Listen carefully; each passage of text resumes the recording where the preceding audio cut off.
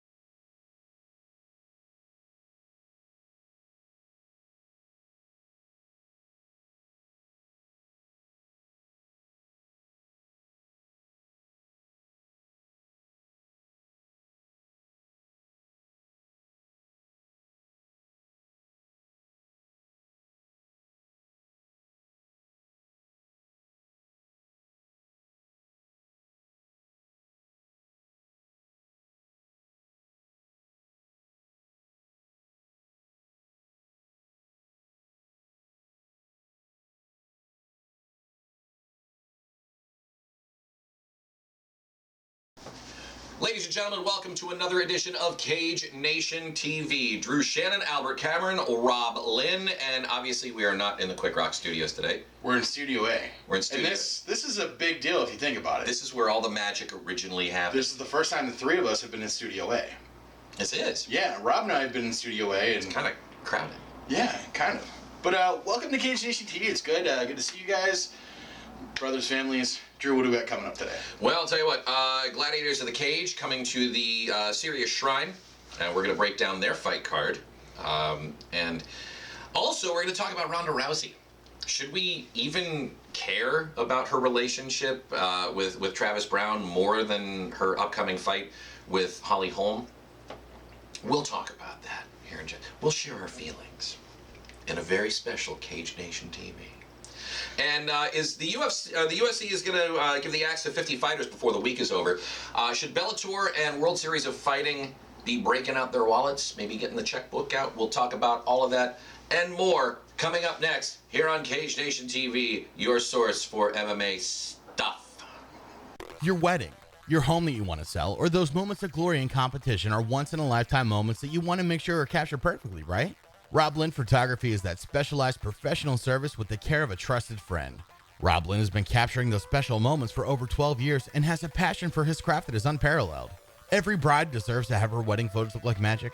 Every home seller wants their property to be shown in the best light, and every competitor wants their glory to be relived for years to come. Visit www.roblyn.org to view Rob's portfolio of unbelievable portraits, or give Rob a call at 814-932-9515 and let the man himself listen to what you need and allow him to work his magic. Rob Lynn Photography, online at www.roblyn.org, or call him at 814-932-9515. 814-932-9515. All right, welcome back to Cage Nation TV. Drew, Albert, Rob. Now, we're going to get into what was supposed to be segment 1. It's now turning into segment 2. 1.5? You know what we could We'll go 1.5. No. No. This isn't bad at all. Just to make it easier on the viewer, maybe have that first part as its own entity. You know what I mean? Like make it its own video. Like a bonus footage? Yes, exactly. That's what we'll do. Make that like an opinion piece on it. That way we're not detracting from the episode. Right. All right. So if you guys want some bonus content from today, this week's Cage Nation TV, make sure you subscribe to our YouTube channel. We're going to have that special video, that special diatribe, something that I think meant a lot to us. I think something that you have no idea what the hell we're talking about right now because this is going to be edited. That first segment we just did is going to be edited into its own special segment. Yep. So, bonus content. We're moving up in the world. Bonus content. Sorry for confusing the hell out of you. Yeah, sorry. All right. So, Syria Shrine, Gladiators 19. Gladiators of the Cage 19, Syria Shrine. A big... October 24th. Here, you stand here. You stand here, and then I'll just come over here and... Well, if you didn't suck, I wouldn't have to do this. No. I'm out of coffee. All right. Now it's a weapon. Yes, it is. Yeah, it is. Oh. All right, let's get into the fight card. Jason Alexander. George? No. Costanza. Can't stand you. Sorry, Jason, don't kick my ass. Jason Alexander taking on Brandon Soku, Sailor Bellator veteran with an impressive presence in the Ohio-Pittsburgh area. Alexander has big wins over Ethan the Wolverine Goss and Dalton Brady. The fight against Brady, the last Gladiators of the Cage. Yeah. Guys. First time I saw Brendan Sailor fight, it was at WCC 6 in Greensburg? Yes, the Kirk S. Nevin Arena. He beat Charlie Gathers in the main event. Up until that point, Sailor had been training partner with Desmond Carroll. Mm-hmm. Desmond Carroll had a fight with Kyle Dunmeyer at Complete Devastation, full circle. But what really impressed me about Sailor was Sailor's not afraid to scrap. And I know Charlie's not the end-all be-all, but he earned his nickname the Madman for a reason. Oh, yeah. He's willing to go in there and fight with anybody. He didn't earn the nickname Madman because he's a kind, sweet, gentle soul. Right. Charlie's got knockout power in his hands. Well, he kind of is, but don't tell him I said that. and he's decent on the ground. Sailor wasn't afraid to go anywhere with him. It's that kind of tenacity that lands you on bigger cards, like Bellator. Last time I was at the Gladiators of the Cage, the time before that, talked to guys from Three Elements. I was like, hey, how's Brandon doing? Oh, he's in Texas, but he's coming back. And ever since he came back to Three Elements, Brazilian Jiu-Jitsu in Erie, he's been doing some really, really good things. Having that Bellator pedigree does mean a lot for regional fight cards. And we talked about Gladiators of the Cage. There's the perfect match, like Griffin versus Bonner. Then there's the perfect mismatch. Like every Ronda Rousey fight. Cat Zingano in particular. Yeah. Pittsburgh fights are on this side of that spectrum. For sure. And I don't know if it's because we got great matchmakers like Robert Joseph and Scott Benton are really good at picking out the fights people want to see, but they don't mismatch. And with Jason Alexander. Yeah, I'm sorry, I scrolled ahead. I apologize. Yeah, that's what I. With Jason Alexander has had some proven tough fights. So we know that Sailor's good on the ground. He should be a brown belt in Brazilian Jiu-Jitsu by now. Because when we saw him fight in Greensburg, he was, I think, high in the purple spectrum, and that was like 3 or 4 years ago. Now he's fighting a guy who's had some really tough fights in Pittsburgh. I don't normally pick, but I think I like both these guys' odds going in. I think Alexander might have the edge going on in this one. Thoughts? Okay, moving on. Regardless, they're both I want to go a couple minutes without arguing with Albert. Okay, good, because I'm right in the middle. That's what makes great programming is back and forth. Yeah. I'm going to deny you that today. Are you refuse to agree to disagree? Correct. Okay. Moving on. Copyright. All right, coming up, the next fight we're going to talk about is Joseph the Hitman Holt taking on Andrew Osborne. Now, Osborne had one hell of a fight against Tyler Superman Combs in Clearfield. Fight of the night for that card. Easily. Holt has been very active in Pittsburgh, having impressive fights with Rob Hanna and Ultimate Fighter contender Julian Let Me Bang Bro. That's how it's written. That's what I'm saying. Well, Google Let Me Bang Bro. Just Let Me Bang Bro. Let's start with Andrew Osborne. His fight with Combs was easily the best fight that Clearfield, Pennsylvania is ever going to see. Both these guys were both willing to trade. They were both willing to go to the ground, but once it hit the ground, it didn't stall. There was no lay and pray. There was no human chess match. There was guys who were like, hey, we're on the ground, we're going to get right back, we're going to scrap. It was a brawl. It wasn't a technical fight, it wasn't a scientific fight, but it was a damn exciting fight. I guess you gotta love when a fighter's willing to trade brain cells to make you happy for a night. I mean, not just you. I mean, Drew too. Yeah. Oh yeah, me. And Chuck was actually in Osborne's corner and he kept yelling, "Come on, Philly, get at it, get at it!" And Andrew Osborne did. And Osborne won the fight with Combs. Combs was bad. Both guys were battered. Like they were both really beat up. But it was their tenacity, I think, that got them both through the fight, and that's what makes tenacity does make for very exciting fights. How do you think they felt the next day? Oh, couldn't have been good. We saw Combs at Denny's Beer Barrel Pub after the fight, and he looked like he'd been through the ringer. And imagine Osborne was much the same. You know, looking at that's not going to make more get in it. I know. I'm just like, some magically coffee will appear in this cup eventually. It won't. But then He just said Denny's Beer Bill Pub, and it got me thinking I really want to go back there. But okay, go ahead. Holt has had fights with Julian Lane, which, at the end of the day, as much as we think the guy's a knucklehead, he was good enough to end up on the Ultimate Fighter. Yeah, for sure. And like, you know, it's like Josh Scobie being a terrible kicker. He's still a much better kicker than any of us or anyone in high school right now. So like there is. You ever seen me kick a ball? No. Yeah, you don't know that. Don't make judgments, bitch. I can't kick a ball. Couldn't kick a kickball. Here, you stand here. He's kicking balls. Don't let him stand there. What's wrong with you? Because I don't want my balls kicked. No, you're safe, dude. I can't even kick a kickball. Oh, okay, good. But Julian Lane might be an idiot, but he's still an idiot who ended up in the Ultimate Fighter, so he had to have a degree of talent. So to get in there and fight with him, especially in Pennsylvania, and if I'm not mistaken, I think that fight ended up getting Julian Lane a permanent ban in the state of Pennsylvania. I think Julian Lane got served real bad. But then he also fought Rob Hanna. Now I was going to ask about that fight with Rob Hanna. Was that at Pinnacle? I think it was a promotion outside of Pinnacle. Okay, because I remember, I mean, Rob Hanna, was he the one, we were sitting cage side and the very vocal Rob Hanna fans were behind us? Who said, "Come on, Rob," probably 35,000 times? Rob! Rob! It just throughout the whole fight. I mean, we were... It would have been distracting to be, my the God. fighter. It was... What? To be the fighter, to be us. But, like, that happened. But Rob Hanna is also the guy who just beat Mike Wilkins in a main event that he... Thank you. Can you hand me that? Like, let's be honest. I had Wilkins winning that.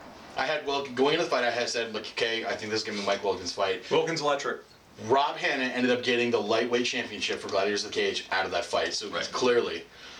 Yeah, he's good. So Holt's clearly had some high caliber fights here in Pennsylvania, and he's carrying that into that fight with Osborne. Osborne, of course, being tenacious, Holt being experienced and being seasoned in that. I'm picking Holt. Picking Holt? I don't think that's a bad pick. Right. It wouldn't surprise me if Osborne were to get the win. I wouldn't be like, oh shit, that wasn't supposed to happen. But I think numbers wise, I giving it to Holt. Oh yeah. All right, gentlemen, let's move on. Josh Stansbury versus Victor Jones. Is it Stansbury or Stabsbury? Stans. Okay, it's written two different ways here. Stansbury. I know, but that says Stabsbury. Coming up after Cage Nation TV, Semantics and Grammar, brought to you by with your host, Drew Shannon. I didn't go like whatever. Anyways, Stansbury has been active in other top-notch regional shows. He has a win over Gladiators of the Cage veteran Daniel the Dragon Spohn on a Bellator card. Yeah. And Victor Jones, based on his record, is a fight stopper with title experience. So, gentlemen. Well, you remember Daniel Spohn's fight with Lewis Rumsey? Mm-hmm. At was it Berwick? No, it was not Berwick. Butler. Daniel Spohn's fighting with Lewis Rumsey. You just brought a dark place in my mind back. Oh, there was a fight in Berwick, PA. Beat down for the Berwick youth. Wow, we're going off track. Oh my God! It was the word. It buried the promotion. It was sort of like a precursor to what happened to the Ultimate Beat down for the Berwick youth. It was something. That sounds like mayhem on the mountain that happened over here in Tussey. No, it was worse. Oh, okay. It was like in this. It was like in a dungeon, auditorium, a gymnasium. That's what they're called. Yeah. It's it was horrible. Let me ask real quick though. Yeah. Well, we just whatever happened with that promotion?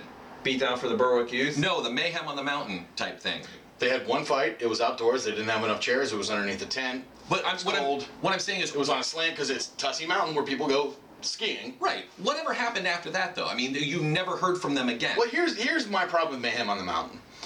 If there's a fight going on, I'm usually pretty up to speed on it. Right. Like, I follow enough to know when fights in the area are going around. The fight's happening practically in my own backyard, and I didn't know about it. There was a fight that happened in Tussey Mountain. Like Brad Mountain fought on the card, Tyler Saltzman fought on the card. Well, who the hell was going to tell me? So that goes back to, how do you put asses in the seats? Promotion. So, anyways, Daniel Spohn, Lewis Rumsey, chopping each other down like sequoia trees. So for Stansbury to have a victory over Spohn, that's saying something really, really big in my mind. Yeah. Spohn being a Bellator veteran, might even have some UFC experience. No, I do not believe so. Bellator veteran, clearly comes to fight every time. I should look that up. That way I don't look like an idiot. Yeah. well, I'm gonna look it up right now. Alrighty. So Victor Jones has fights on like smaller regional cards, but they're title experience, and he has proven you stop fights. And to separate someone from consciousness, especially in the form of a fight, there's a lot of fighters who are going around there who are decision fighters. No, not Pornhub. Really? A lot of fighters are. You were saying. A lot of fighters out there can be decision fighters. Like Holly Holm is a decision fighter. Right. You know, like all her big victories, the ones she had, have gone the distance. Victor Jones is not a decision fighter. He goes in there with intentions of stopping a fighter. So Stansbury. In March 2014, the UFC officially announced a list of fighters competing on the Ultimate Fighter Team Edgar versus Penn. Spawn made it on the list. Spawn made it onto the show, winning his prelim fight against Tyler King via knockout. UFC President Dana White called it probably the nastiest knockout of the entire show's history. In the elimination round, Spawn faced Todd Manogan, I don't know, and won by, get out of here, and won by unanimous decision in the semifinals. He faced Matt Van Buren and lost via TKO in the second round, but despite not making it to the finals, he was one of only 2 competitors from the season brought back and featured on the finale. He faced Team Edgar semifinalist Patrick Walsh, and he lost the bout via unanimous decision. So he is a UFC veteran. Spawn. Thank you, Wikipedia. Okay, but again, that's just only adding to Josh Stansbury's his credential. Like, you know, he fought a UFC vet. Exactly. On a Bellator card. Yes. So, I got Stansbury going over Jones. I think the higher profile fights have kind of prepared him for a different state of mind. Whereas, like, you know, winning a title in any promotion is a big deal. Fighting under the big lights is a bigger deal. Exactly. So I got.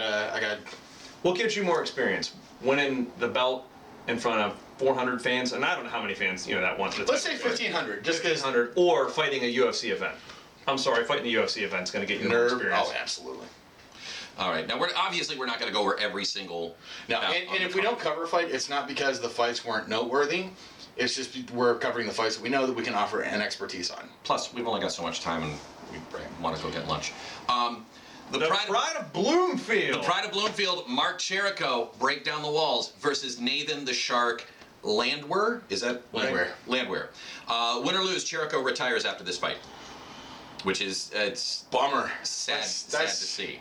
Just bummer. Cherico's such an entertaining fighter to watch. And this is a big opportunity for Landwehr. Do you Gladiators think he really retires if UFC calls him up and says, "Hey, we want you to fight"? Well, how many times has Ken Shamrock ever retired? Never say never. Never say never. I think if the opportunity were to come up, the frame of mind that Mark Cherico's in right now is that the family Cherico opportunities are coming up to improve the quality of life for them. Yes. If the UFC were to call and say we can improve the quality of life, I imagine that's where Mark's going to go. Exactly. That's what I think. Okay. Great opportunities to go to the UFC for Landwehr. 2 main eventers come to mind that were main eventing a Gladiators of the Cage event, and then their next fight was a UFC bout. Chris Dempsey? Yes. Cody Garbrandt. Cody Garbrandt. Cody Garbrandt just getting some Facebook jabs against an MMA journalist. Now, is he an MMA journalist or a blogger? Or is he a troll? Is he a keyboard warrior? Could he toss a drone on his head? Moving on. Landwehr has a similar record, similar finishes to Cherico, and he's been successful in the XFC, the largest southeastern promotion in the U.S. The XFC's been putting a lot of money into trying to compete. Like, they want to be number 2. Look, Cherico's great. He's very, very good. Yeah. He's dangerous everywhere, but Landwehr has a really good opportunity before him, because when you say you're retiring, what kind of frame of mind does that put you in? Regardless of if I win or lose, this is the last time I'm ever putting the gloves on. So you're gonna give it all you got. Maybe. Or maybe you're just going to say, I like no, it. I doubt he's gonna phone it. I know that you and I, we all know that Cherico's a badass. He's a fighter. Yeah. But I'm retiring has to have some effect on your mind. If I'm putting my 2 weeks in at my work I think that's going to motivate, as a fighter though, that would motivate. Yeah, but I think that's a different situation. I'm plotting how to wheel the copier out to my car. Rob's writing down names of people that he doesn't like and who he's going to take out on the last day. I ain't taking anyone out. I'm taking the Meanwhile- copier. You beat the shit out of him with baseball bats at the end. You know what toner costs? I'm gonna get rich. They cost a lot. But fight-wise, Cherico, it is going to be his last fight, but this kid is going to give it all he's got. This is his last fight. This is the final chapter at this point of his MMA here's the career. other side He's of going to it. go out on top. That's what he wants. Landwehr, okay, when he's training, I'm fighting a guy that's gonna retire, win or lose. This is the flip side. Does he maybe take it a little easier? Does he maybe think in his head, this guy's just gonna phone in and show up, and whatever happens, happens? You don't underestimate at all. We know that. Right. We know that Cherico, you don't underestimate. But is Mark Cherico's stock as high as the promotions he's fighting for in Florida? I think is what Rob's getting at. Okay. Like, we know Mark Cherico's ability. If you tell Mark Cherico to show up for a fight at X weight on X date, he's going to be there and he's going to fight his ass off. I know that. Did you ever see Bloodsport? Yes.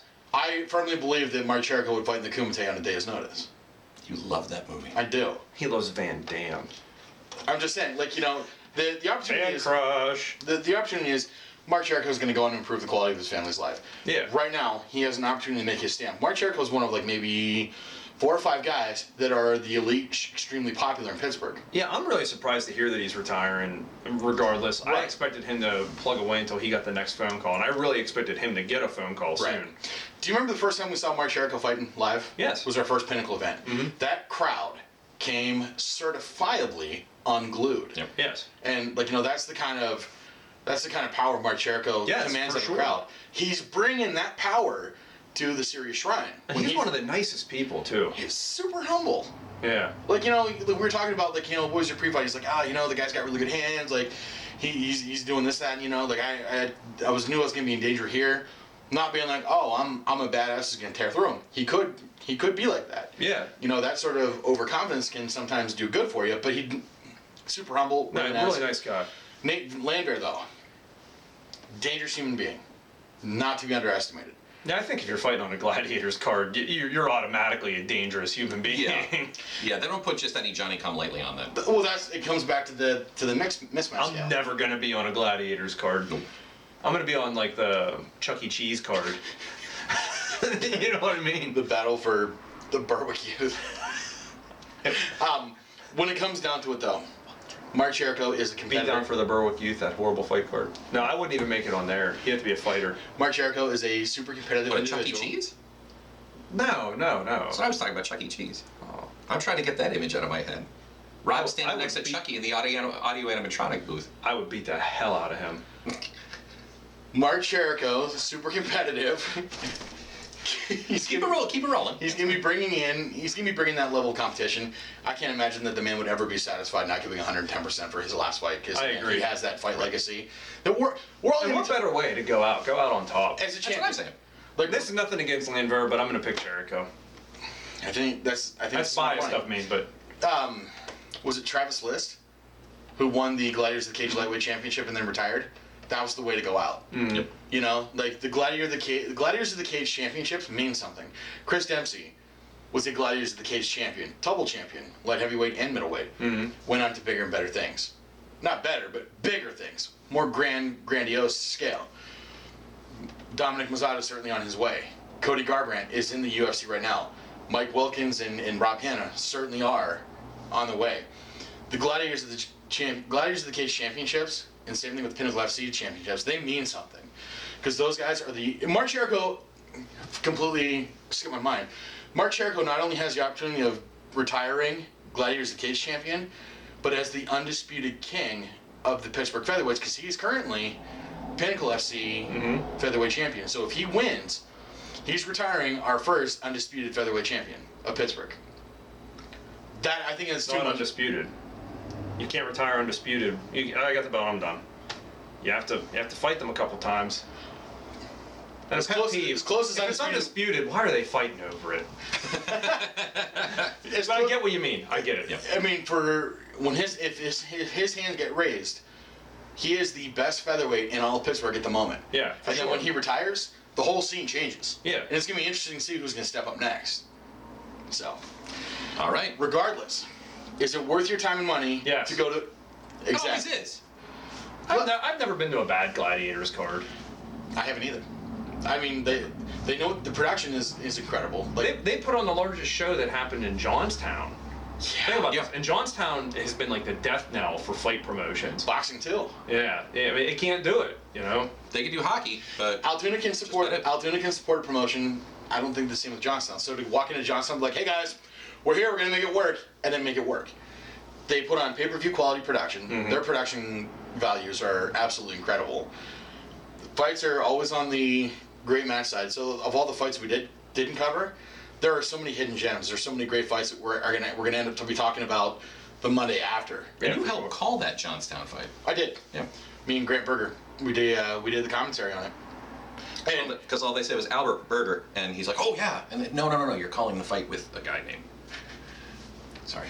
So, I think this is time for our next break. yes. Yeah, so they can kick my ass. All right, coming up, we're going to talk about Ronda Rousey. Should her personal life be getting in the way of an upcoming fight? Should we take the focus? Should we really be focusing on her personal life? This can be a short segment. Yeah, we'll be back I feel here. like no is going to be said a lot. Yeah, Okay. Coming back, Cage Nation TV. We'll be right back. stick around.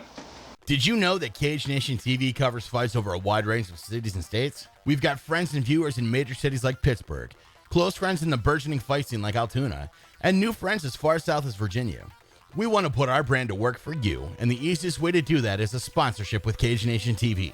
Every time we go to a fight, your brand comes along with us. Every time we break new ground, there you are. Sponsoring Cage Nation TV is a great way to get your product to new clients or remind old clients why they need your product in their lives. Contact Cage Nation TV by email at cagenationtv@gmail.com or visit cagenationtv.com.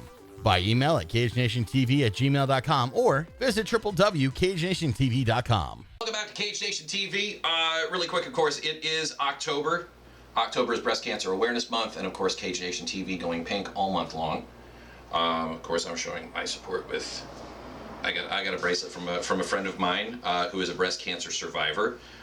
Still going through some of it, so I wear this for my friend Polly. So Of all the human afflictions on this planet, cancer is pardon my language, it's a fucking terrible word and a fucking terrible disease. And Yeah. the fact that it comes in and affects and destroys lives is just ridiculous. We've kicked polio's ass.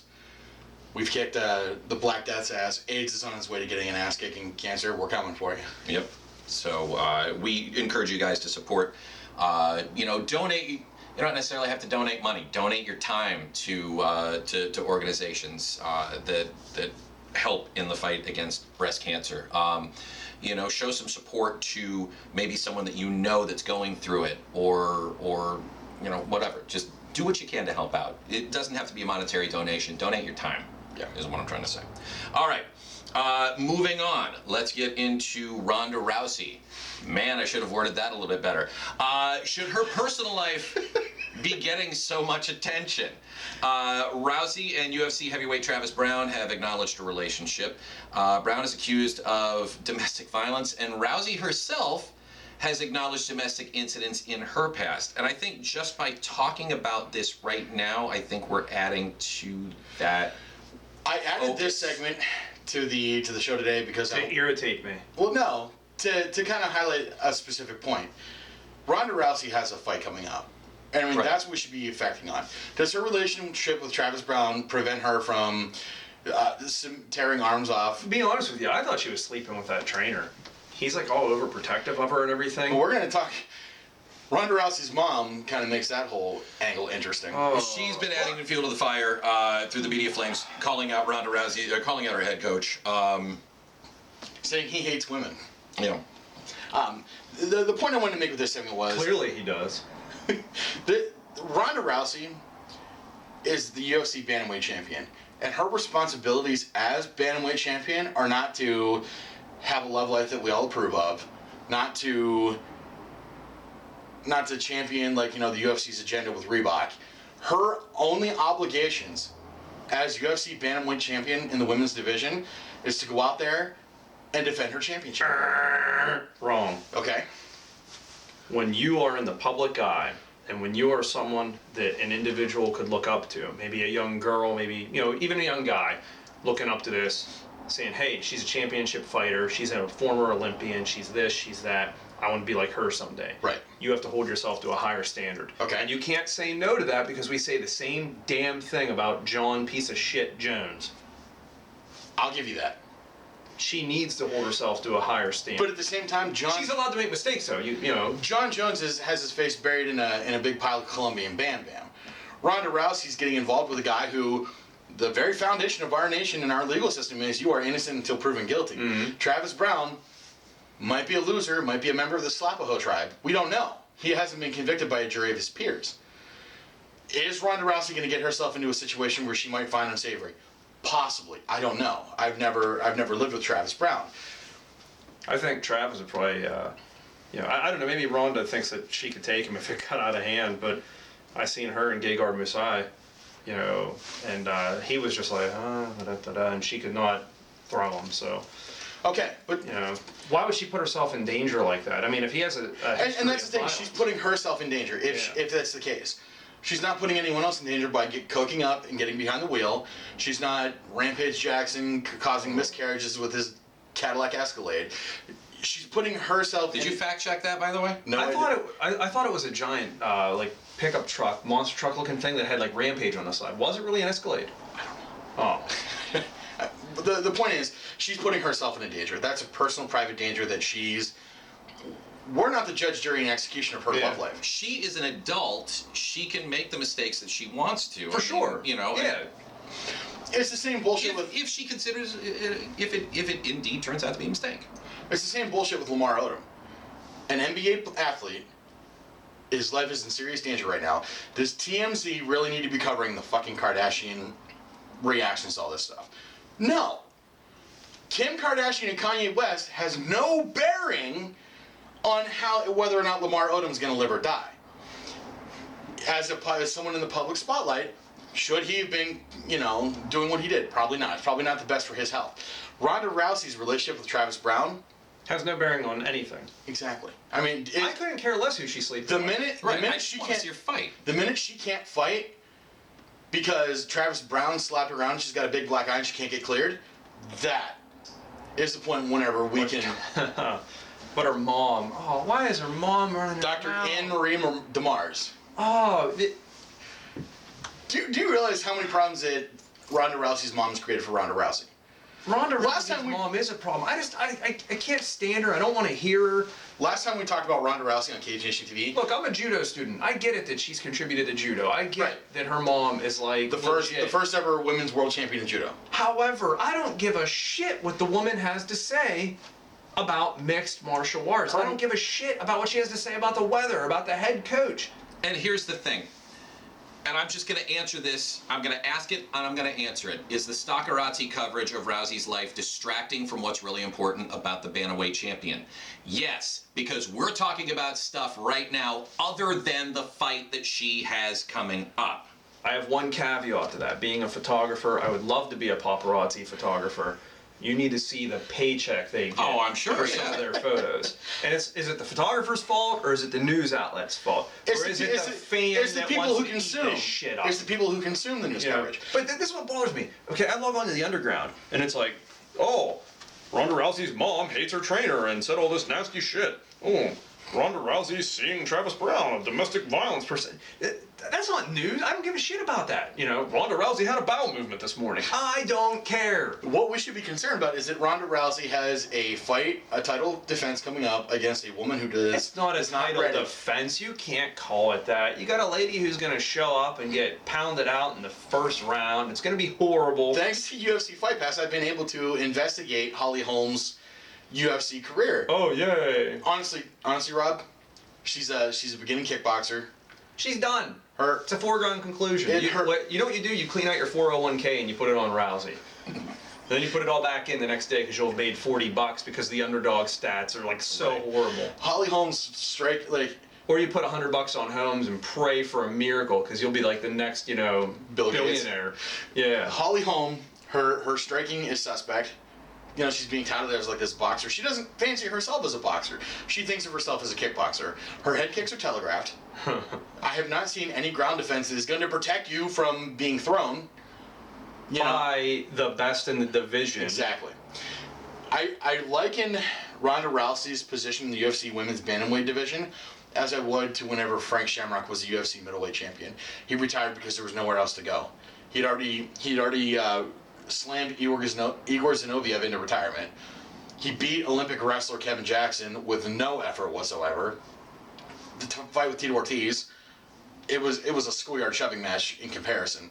So Frank Shamrock had nowhere else to go. So then he went on to, well, he didn't have the opportunities that Ronda Rousey had, but he went on to try to act, try to fight, choreograph. Yeah, trying to do different things. And to me, if Holly Holm gets beaten by Ronda Rousey has two avenues she can take.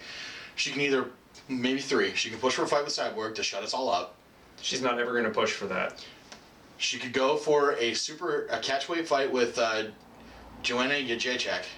That'll never happen. You don't think? And why is that? Because it's not going to happen. But your next option. The next option is go to Hollywood and ride up in the sunset, because the fight division is not ready for the UFC women's bantamweight division is not ready for Ronda Rousey. She is so far ahead of her time. This is it. You know, the other people are good, and then everyone else is just too good. I'm sorry, she's too good, and everyone else is done. There's too much of a gap. Yes. Between any of these ladies being contenders and ever competing with Ronda Rousey. Right. When you take Ronda Rousey out of the equation, Miesha Tate's going to be queen. Yep. Miesha Tate's going to be queen, but then you'll have contenders at her heels. Rinda Kai wasn't completely blown out by Miesha Tate. I just want to say this. You know, it's like being king shit at Turd Mountain. You know? Exactly. These are the conversations And here's the sad thing. You say the sweetest Ronda things. is an awesome athlete. Just no one is on her level in the division. Right. Miesha Tate, in my opinion, is the number 2. Kat, if she, wow, what a poor planning attitude she had. I'm gonna run right at the judo. Okay. Bell's gonna ring. What are you gonna do? You gonna stave her off? No. I'm gonna run right at her. She's not gonna expect it. She's not gonna have any training for that. None. Here's the thing about Ronda Rousey. I had no idea she had an upcoming fight with Holm. But I bet you know that her and Travis Brown were bumping uglies. I didn't know about that. I knew about the domestic abuse, and I knew about the rumors swirling around that she's being touted as Captain Marvel in possibly an upcoming Marvel movie in 2020. You have just accurately demonstrated the problem. Right. Right now, we have the opportunity of following the greatest female athlete of our generation, and we're too busy talking about things that don't matter. Exactly. You know, like Mike Tyson was probably the greatest. He was the Muhammad Ali of our generation. Did he get involved with some things that led him down a bad path? Absolutely. Don King. Did it stop him from being the best boxer of our generation? No. Does Ronda Rousey being involved with Travis Brown make a difference on her being the greatest female mixed martial artist of our generation? Absolutely no. not. Is her mom going to tarnish that reputation? Quite possibly. Her mom's Well, we'll see. So, Then again, her mom's far more successful than I am, so what do I know? her mom could easily come up to me, put my ass on the ground, and then separate my shoulder with an armbar. Maybe. Or that's. But I'm not an active competitor. My job is to offer analysis and reporting on the athletes who do matter. Ronda Rousey fighting Holly Holm, as much as of a blow as it's going to be, that is Matters all right. more than Travis Brown and her dating. Matters Exactly. more than her mom running her mouth about her trainer. It matters more than what her mom thinks of her head coach. That's what matters. And I put this segment into Cage Nation TV today To irritate me. to demonstrate that point, that we should be talking about Ronda Rousey and what her career is going to be and what her future looks like. She's gonna retire undefeated unless a fluke happens. All right, so moving on. Are we moving on? Yes, we're moving on. All right. Fourth and final segment. We'll get into that here in just a moment. It's UFC the UFC is swinging the axe. Is this an opportunity for Bellator and World Series of Fighting? We'll talk about that coming up next year on Cage Nation TV. Planet Aries Records. Independent music from our amps to your ears. Welcome back to Cage Nation TV. UFC swinging the axe. Sounds like they're going to be cutting some Pink Slip-O-Rama. I want to say dead weight, but they're going to be making some cuts here soon. Is this an opportunity for Bellator and So World many Series guys are Fighting? going to lose out on their $200 sponsorships with Reeboks. And All the fight gear. 50 fighters rumored to be cleared out this Yeah. weekend. here's the problem with the competition being relatively weak up until this point. Whenever you are the top dog and you have access to all the talent, guys will fight and claw to be at the top echelon of that talent. Well, then eventually you get too many guys to be able to support all of them. So then you have to start pruning. You got to start, highlighting the guys who are performing and give opportunities for the guys who aren't to kind of hone their skills on someone else's dime. That's what's happening. It's happened before. The number is a little staggering. Like normally, It's smart money. Well, yeah, for now. But I mean, normally whenever the UFC does the pruning, it's like 18 guys at a time, maybe 10 guys. Here's This the is deal. like 50. Granted, now, in my opinion, the UFC is putting out a lot of product. Yeah. Their idea is to globalize, and Right. I 100% understand, empathize, respect that. You have a roster of this many active fighters. They want to get them on cards. They want to, have fights, but you got to pay these people. Right. And these people, maybe they're not getting to fight as much as they want to. Right. Maybe their style isn't as friendly to the UFC as the UFC would want. It could be multiple factors here, but the fact of the matter is, them cutting 50 people out, it's smart money, because if these other people do pick them up, you can maybe look at making the next star on someone else's dime, because the real truth of it is this, okay? You come in, and coming through the fighter house used to mean something. I haven't watched the last couple of seasons of Ultimate Fighter. There's been no point for it to me. I watched the finale, I watched the fights again. I'll watch later. the first season of Ultimate Fighter before I'll watch the new one. Exactly. Okay, Uriah Faber and Connor, but they're not fighting.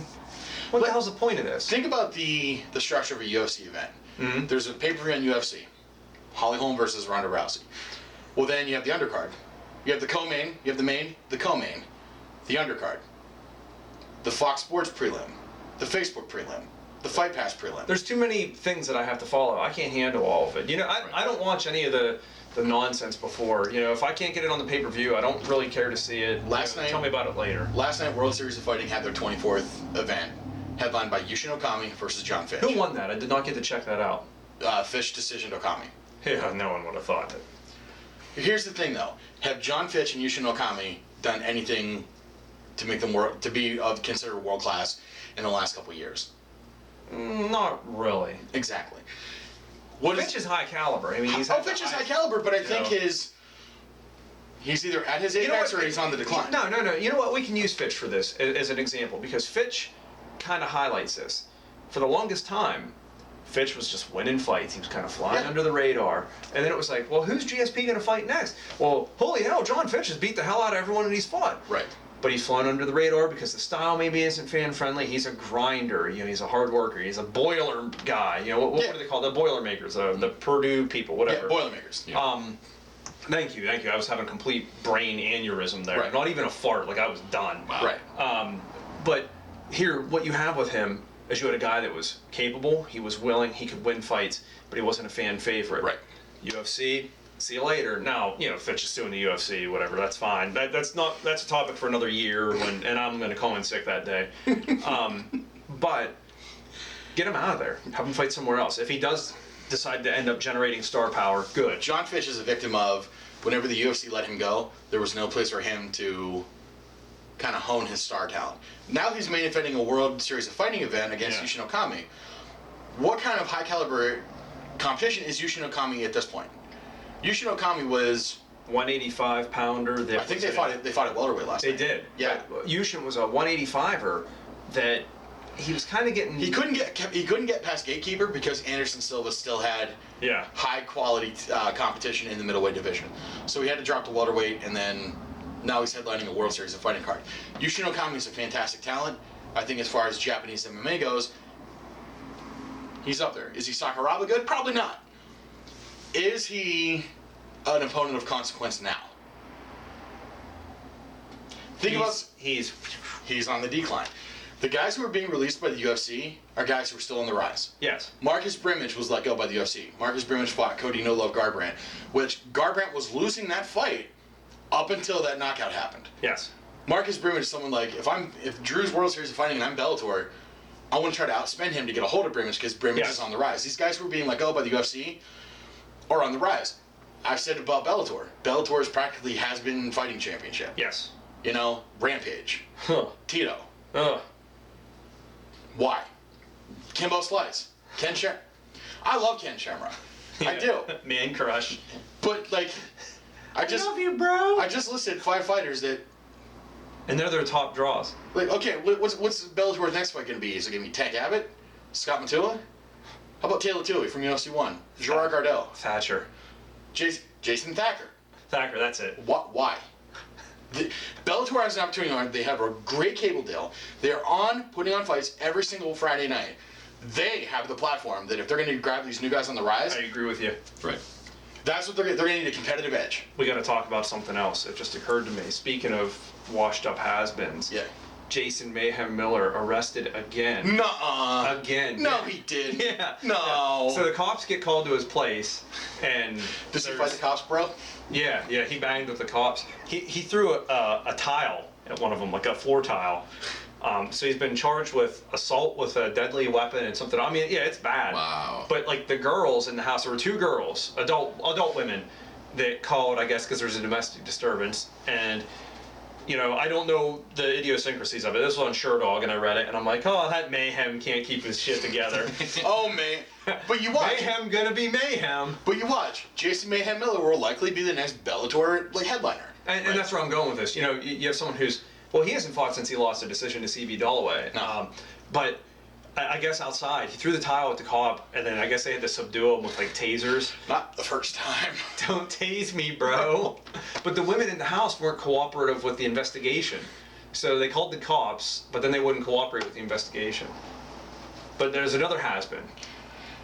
That's a shame, because he was good. Did you ever watch Mayhem and Super Brawl? Mm-hmm. When he was taking on, was it Egan or... He was fighting Egan Inoue. His fights with Egan Inoue in Super Brawl, that's some real classic shit. What happened? I have some suspicions. You think it was that, or do you I think, think he it was has brain damage? Could be.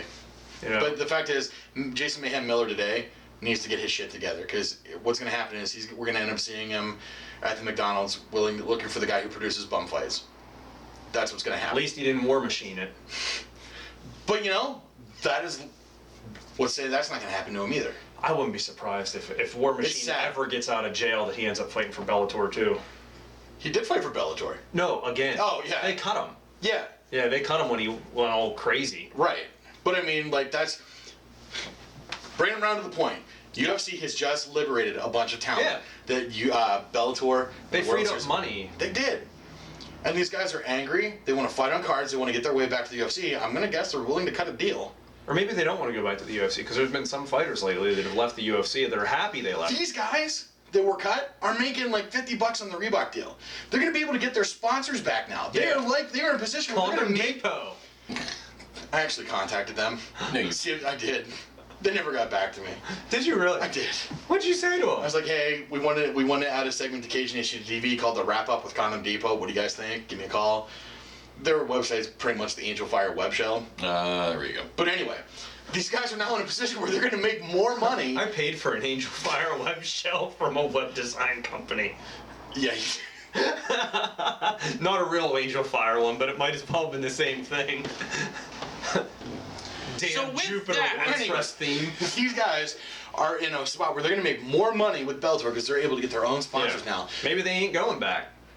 There is a huge... Well... Hey, what happens? Okay, this is a slightly off topic, but on topic. If you're in the UFC, Yeah. okay, let's say you were in UFC, I don't know, 60 through 90. You accumulated, I don't know, 8, 10 fights.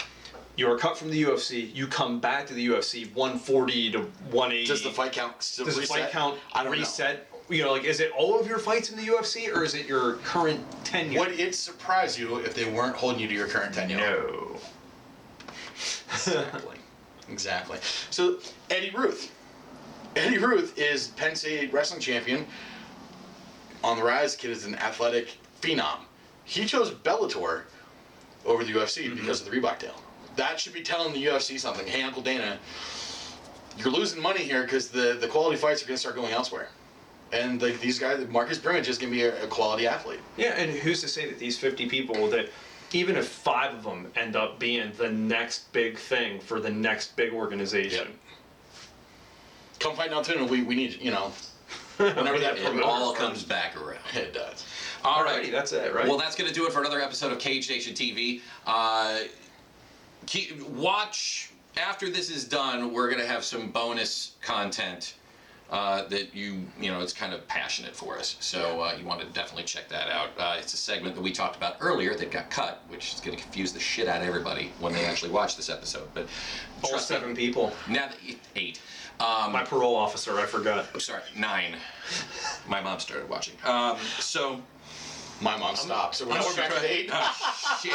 I'm gonna send your mom a sympathy card since she Yeah. started watching. Yeah, actually, I think she just. Yeah, nope. Now we're back to 7. This is the Rob Lynn who walked into my mom's hospital room like, oh, he's your kid? That's worse than the cancer. She thought that was great. Until you left. Then she thought it was even better. The only reason she thought it was better when I left was because I took you with me. All right. Well, good luck to everybody at Gladiators of the Cage. Yes. 19 coming up October 24th at the, where is it? The Syria Shrine? Yep, in Cheswick. Make sure to check out that fight card. For more information, where can they go? Well, they can go to this address right here. What